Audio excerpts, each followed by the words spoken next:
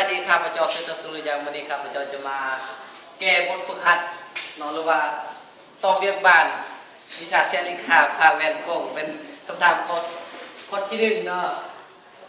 ข้อที่หนึ่งนี่แมนหลักการสากแจมฮูอยู่ในแวนกงหรือแวนกงส่วนหรือแวนกงลูกตัวนี้แมนวัตถุจะผ่านแวนกงส่วนแวนกงลูกเนาะแวนกงส่วนอยู่ในนี้วัตถุจะอยู่ระหว่างจุดซูม F หาจุด O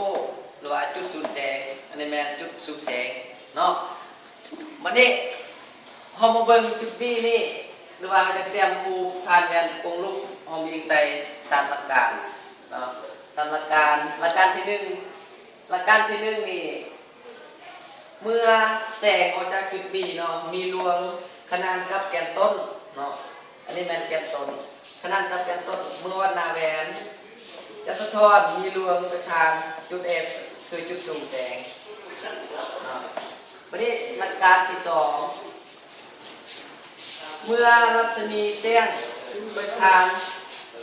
เมื่อรัศมีแสงมีรวง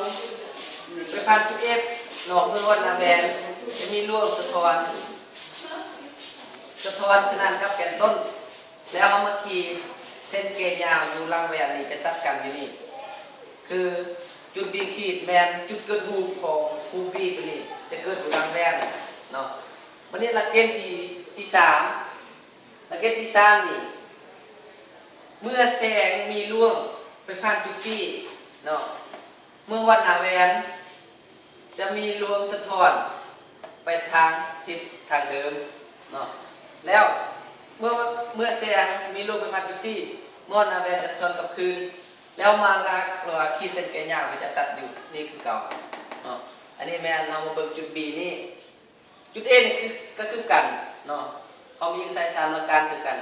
แล้วรูป A มันจะตัดกันอยู่นี่แสดงว่าอยู่นี่แม่นจุดกระทูปนี่แม่นได้มาจากการตัดกันอยู่จุดหนึ่งระหว่างสามหลักการที่เขาแต้มมันแม่นจุดนั้นคือจุดกระทูป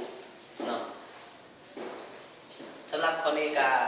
จะหมดเพียงเท่านี้ขอเข้าใจ